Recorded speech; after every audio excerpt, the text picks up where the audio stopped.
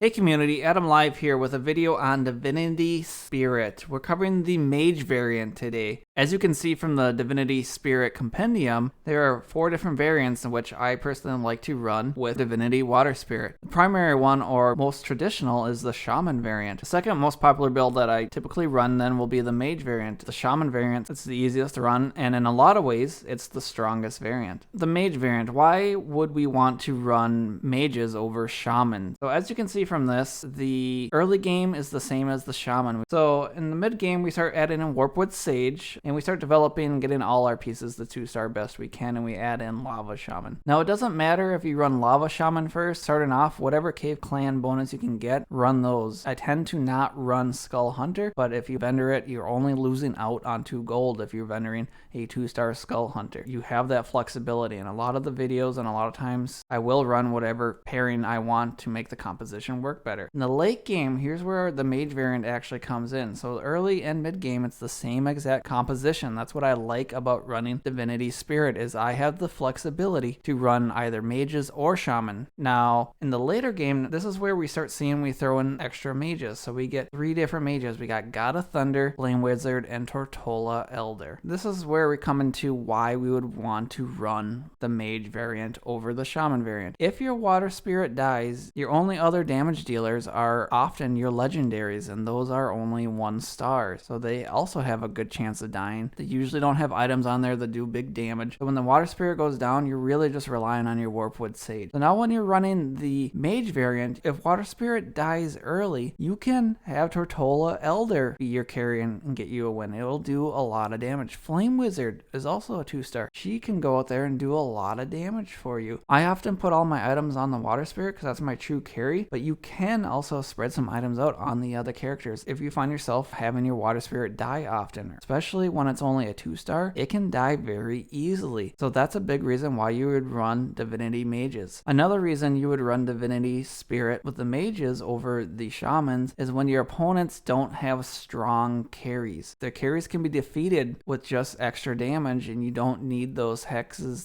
Mage variant will be the more potent variant for that particular lobby that you're in. Lobby being the other 7 teams you're going against. I said that Warpwood Sage is also your potential carry. So a lot of times we run Warpwood Sage so he can solo Handas and he can stall on Venomancer a while, so then the rest of your team can often live and allow you to take it down with superior numbers. It can stall out games and give your Water Spirit time to kill everything else, especially against those big carries that I mentioned beforehand. But it is completely optional. Those are some of the reasons I run Warpwood Sage. If you want additional reasons, please check out my previous video on the Shaman variant of Divinity Spirit. As we can see in the video, at level 7, we do have the 2 Water Spirit. We have a few other 2-stars, and we're not currently running the clan bonus. We put the Warpwood Sage out instead because it is a 2-star rather than having just an additional bonus for the 150 health across your team. This is the flexibility you have with running Water Spirit. You can run any of the Cave Clan. You can also throw out early Warpwood Sage. In this particular video, we happen to have a very early 3-star Warpwood Sage, and so we use the Warpwood Sage and prioritize it over the 2 Cave Clan bonus, and even for a while over the 3 Cave Clan bonus. At level 9, you're able to get the Cave Clan bonus back for the 400 health, because we'll have the 4-piece Cave Clan bonus due to the Wizard bonus. We're getting pretty decent items, and we're going through the game very slowly. We're taking our time and trying to pick up pieces as we can. In a lot of different compositions, I prioritize Grim Touch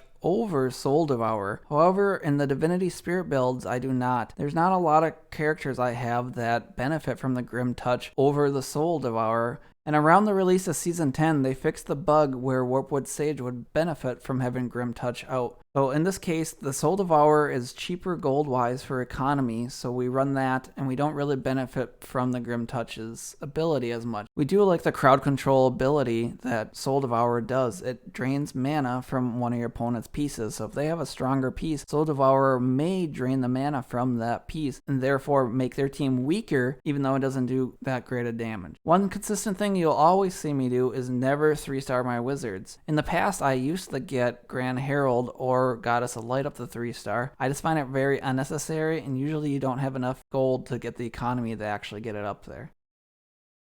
In round 26, we finally hit a Tortola Elder, so we're thinking we're going to run mage variant over the shaman variant. We also have 2 flame wizards on the bench, and we're trying to make room and put out the Tortola Elder. We pull out our extra water spirit, so we're sitting at 2 2-star water spirits, and we can't seem to get it to 3-star, but we still have plenty of time. We have plenty of gold as well. I make a mistake here. I have 76 gold and plenty of time to do rerolls, looking to 2-star up my Tortola Elder, looking for additional water spirits, maybe finding a God of Thunder. Instead, I sit back and don't do much this entire round, and this ultimately contributes to my poor performance here in this round. I want to take the opportunity quick to talk about positioning. So this guide has just kind of a cookie cutter layout positioning, but it's important to move your chess pieces. If there's no other way to strengthen your team, consider moving your pieces so you can spread them out differently and you might get a different result. Yes, each interaction is a little bit random on how quickly certain abilities go off and do you crit and such, but also moving them around is nice. You might get a good matchup where otherwise you had a bad matchup, or you might move your chess pieces out of the way where an AoE ability goes off, and so you have more pieces that would survive in this instance.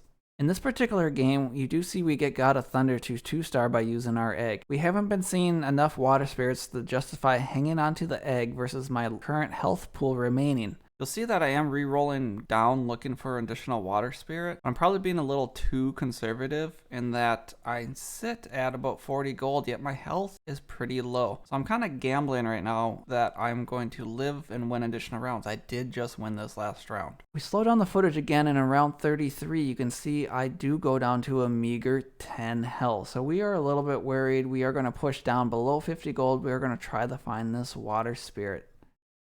We have equivalent of 7 water spirits, so we need 2 more. We're going to roll down quickly and see if we can find it. Now, I do hesitate here, and this is a mistake. I need high actions per minute, and I am pausing on what I am doing here, and I only have 10 health. So knowing that I just wasted some time, I start moving my characters around, hoping that moving them around will help me get a win on some teams that I might otherwise lose. And this is something I recommend other players experiment with. And we're going to see how things play out here moving forward.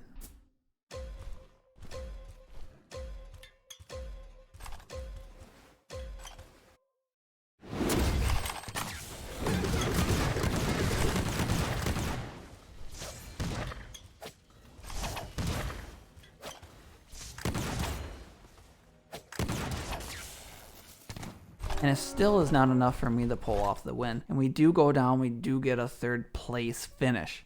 So that's it, folks. We got 3rd place. That's the best we can do with Divinity Spirit Mage variant. No, we're just kidding. Here we are in a different lobby. We are currently in 1st place on a 7-game win streak. You can see a little bit different here. We do have the completed water spirit. It is 3-star. We pull up the infograph here. We're a little bit stronger than the infograph. So this game should go really well, right? 7-game win streak, stronger than what we plan on being?